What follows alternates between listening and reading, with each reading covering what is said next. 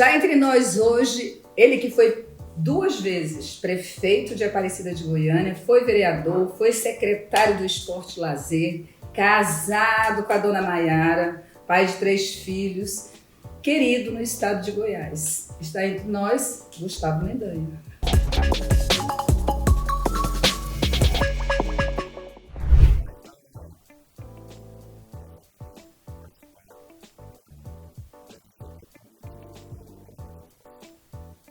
A gente está com esse desejo de te ouvir. Você é uma pessoa extremamente conhecida hoje já no nosso estado. Queria que você contasse um pouquinho essa trajetória sua política.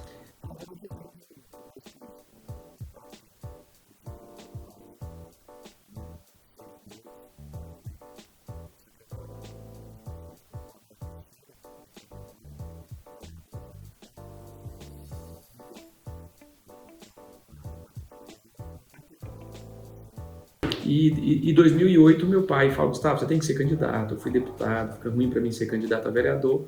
E nesse sentido eu entro para a política, me candidatando a primeira vez, saio vitorioso, né, diria até um tanto jovem, com 27 anos. E a partir dali começa a minha trajetória, sendo vereador. Eu me afasto um período de 1 ano para ser secretário do Maguito, na pasta do esporte, volto para a Câmara, sou reeleito vereador e aí me torno presidente da Câmara, que eu acho que quando de fato eu começo a ter um pouco dessa veia do executivo. E aí fui eleito prefeito e a minha história daí por diante as pessoas conhecem bem. Realizações que você fala assim, se fosse só para isso, já teria valido a pena. Fizeram o hospital de Aparecida, que era um sonho, talvez das coisas que mais me machucava quando eu vereador, presidente da Câmara, enfim, era o fato das pessoas morrerem sem um atendimento digno, sem leito de UTI. Então, o Maguito avançou muito, na verdade ele começa o processo de construção e deixa o hospital bem avançado. Além de concluir, nós conseguimos depois recursos para equipar o hospital. Que é outra coisa, né?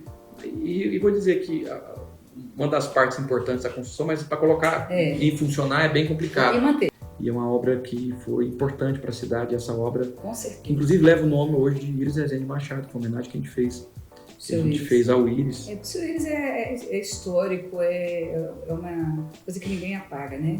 Eu acho que a história dele é muito legal com o estado de Goiás.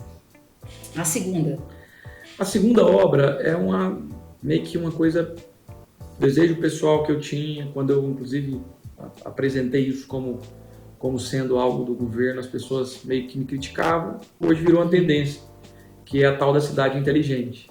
Aparecida talvez seja uma das cidades mais dotadas de tecnologia hoje do país. Nós temos uma série de produtos, enfim, ou de soluções, né, enquanto cidade inteligente, que foi algo que eu idealizei e que torna a Aparecida hoje uma das 100 cidades mais inteligentes do país. Foi um projeto que eu executei, enfim, pensei. É natural, né, que todo político, né, que começa uma carreira, ele vai almejando novos patamares. E aí você renunciou o cargo e foi concorrer ao estado de Goiás, o que eu acho super válido, né? Eu acho que tem que haver, né, candidato, tem que haver opções para todo mundo no estado conhecer, tem que ver novos nomes.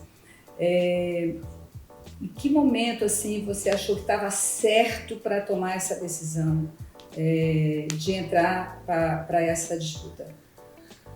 Bom, antes da minha eleição de prefeito, alguns líderes já diziam, o próprio Maguito falava, talvez seja a sua vez, enfim.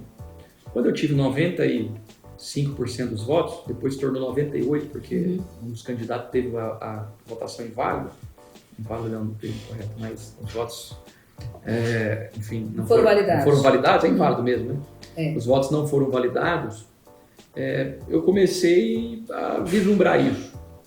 Mas eu confesso que passei todo ano fazendo avaliação, ver a perca do meu pai, que me abalou muito, a perca do Maguito, que me abalou muito. Mas eu era muito atacado pela imprensa e eu comecei a sentir que talvez eu estava incomodando. Mas eu passei todo o ano avaliando. No final do ano eu fiz uma viagem. Foi um tempo de conversa, um tempo gostoso. Marcou, né? E nessa viagem eu fui conversando com a Maiara, minha mãe foi até a primeira viagem que minha mãe fez depois que meu pai faleceu.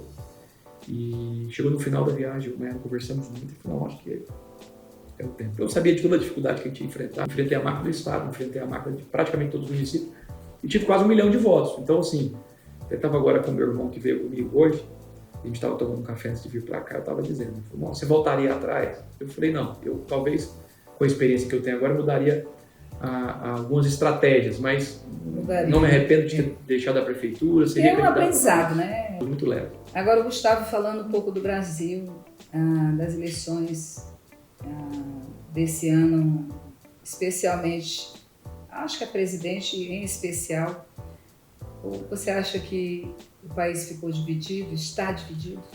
Completamente dividido. Eu acho que existe uma inconformidade. Se o Bolsonaro tivesse eleito, ia ser a mesma coisa da parte lá. Existem algumas interrogações, né, que fica, e eu acho que a gente vai ver o que vai acontecer nos próximos dias. Mas acho que fazer essa crítica, porque fiz isso no passado, até as pessoas diziam, Gustavo é de esquerda. Não, eu sou uma pessoa de centro-direita, sempre me posicionei, até por ser evangélico, por ser conservador. Eu acho que o nosso presidente errou muito em algumas vezes no seu falar. Acho que fez um bom governo, conseguiu recuperar. Precisava mostrar mais, né, as realizações, Sim, porque o nosso país está aí organizado. Eu acho que ele falou em vários momentos para o mesmo público, né? Eu acho que algumas pautas, eu acho que ele tinha que avançar, até porque ele defendia, enfim, mas eu acho que ele perdeu muito tempo.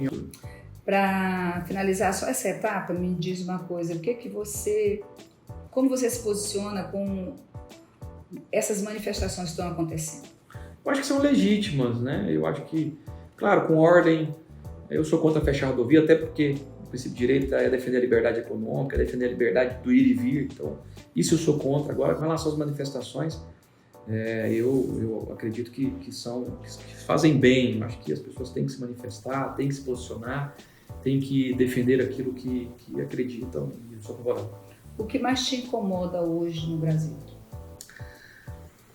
Bom, acho que tem muita coisa que incomoda, né? Na política, enfim, acredito que o que nós estamos vivenciando hoje é algo que me incomoda. Eu torcia muito para que nós pudéssemos ter um momento onde nós pudéssemos unir. Essa divisão, eu confesso que eu tenho muita preocupação com relação ao futuro. Isso me traga algumas preocupações. As pessoas estão muito apaixonadas, muito nervosas também. Eu acho que tem algo, né? Eu acho que a gente precisava distensionar um pouco. Não vejo a esquerda com essa vontade, inclusive nos discursos que foram proferidos pelo presidente eleito Lula. A imprensa não ajuda. A imprensa, eu acho que talvez é uma das que mais causa divisão. Eu acho que a gente precisa. Eu vi, por exemplo, um pastor, com todo respeito, mas fazer duras críticas ao povo nordestino, inclusive falando que não vai mais para o Nordeste. Hoje um padre também largou a batina lá. Eu acho que a gente tem que ter muita parcimônia. Saiu bravo da missa. A gente tem que ter muita parcimônia nesse momento, né? Eu acho que a gente precisa de ter calma, de fazer aquilo que a gente tem que fazer, principalmente como cristão, né? Não é porque a pessoa pensa diferente, porque vota diferente, porque tem respeitar um ao outro, né? Eu penso assim, você tem que me respeitar, mas eu também tenho que respeitar a sua decisão, né? E ao mesmo tempo me causa muita preocupação a censura que tem sido imposta há muito, né? Isso também a gente tem que dizer que é algo lamentável o que nós estamos enfrentando hoje. Pois é, hoje nós estamos vendo aí várias pessoas sendo censurados, tirado suas redes sociais, que é o meio de comunicação, meio de trabalho também de alguns, né? Tem gente que é o meio de trabalho e simplesmente ser tirados por uma pergunta, também por se posicionar, e também pessoas que acusam. Existem vários desses que têm posições diferentes. E todos estão na mesma medida. O problema é esse, né? Eu acho que nós não temos dois pesos e duas medidas. Então, no passado muito recente, a gente viu várias críticas, não vou dizer só o presidente Bolsonaro, não. Há alguns governadores, enfim.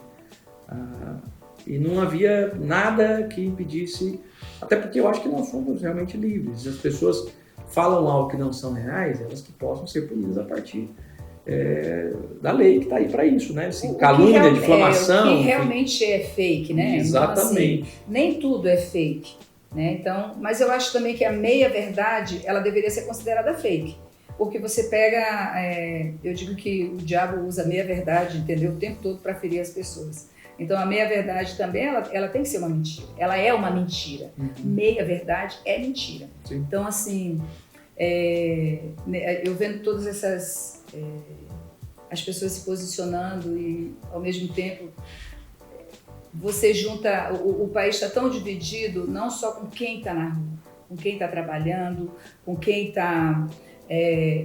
a própria imprensa, como você fala, que eu acho que ela também se posiciona de uma forma não neutra, né, que não é neutra, né, se posiciona para um lado. E aonde você acha que isso tudo vai parar? Difícil saber, né, Isabel? Eu não sei. Você acha que pode ter aí uma... Não sei. Não quero ser mal interpretado, não. Vamos ver. O que é que tira, então, o Mendanha do sério? A falsidade, a mentira, a traição. São coisas que são muito ruins de lidar. Porque na política tem muito seu parceiro lhe deixar, o seu adversário hoje é o seu aliado de amanhã. Por exemplo, eu atuo ao lado do meu esposo há mais de 16 anos, né? Acompanho ele. E hoje eu sei lidar melhor com isso, né? Eu não vejo de forma... As mulheres normalmente não têm. Mas eu tenho um caminho andado. Hoje, por exemplo, eu me blindo disso tudo. Eu tô falando que eu tenho esposa, né, Isabel? Então porque é novo, não é? Porque é novo, né, pra ela. Vocês... porque, assim, eu além... Tipo assim, vocês nunca haviam perdido uma eleição. Mas eu, por exemplo... Então não tinha sofrido tão forte emoção. Mas é o que eu ia dizer, né? Como eu passei isso com meu pai, pra mim, eu já passei por isso. Então, acho que é mais fácil de lidar. É isso que eu tô falando. Então, por exemplo, hoje eu sei lidar melhor, por exemplo, de uma pessoa que era adversário e hoje coligou. É meio que pensar mais racional da forma que os homens pensam, não da forma emocional que as mulheres pensam quando entram no processo junto com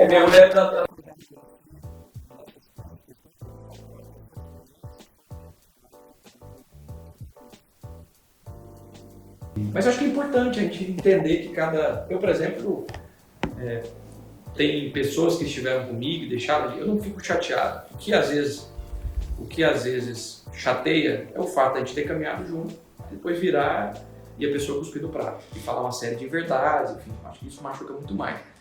Eu acho que aquele que anda com você e te acusa de alguma coisa ou fala mentira, eu acho que esse...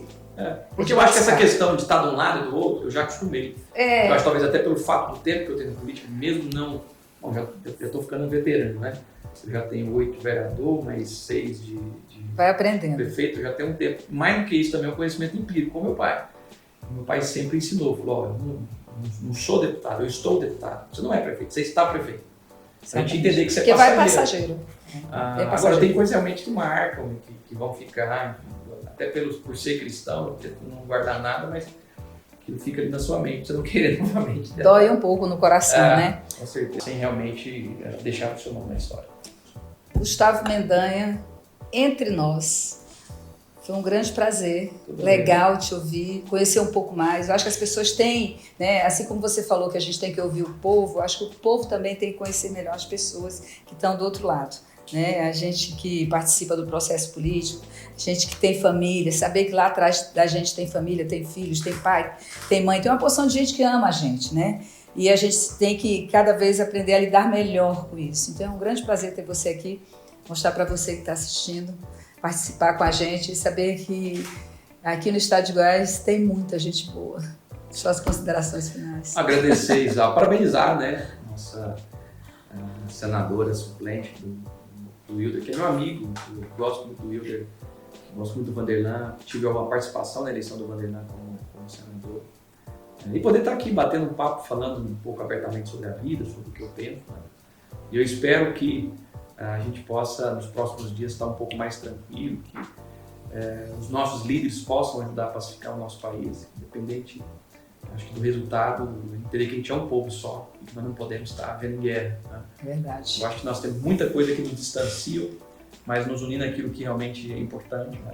E claro, continuar defendendo o que nós acreditamos, os princípios, os valores, mas acima de tudo, mantendo respeito. Deus abençoe aí, você que nos assiste, foi um prazer estar com você. E mais uma vez aqui entre nós, para estar junto com você aí na sua casa, e levando um bom papo, uma boa conversa e mostrando que em todo lugar tem uma pessoa que pensa igual ou diferente de você, não importa. O importa que a gente possa fazer o futuro dessa geração, dos nossos filhos, dos nossos netos, aí da comunidade cada vez melhor, um Brasil melhor para todos.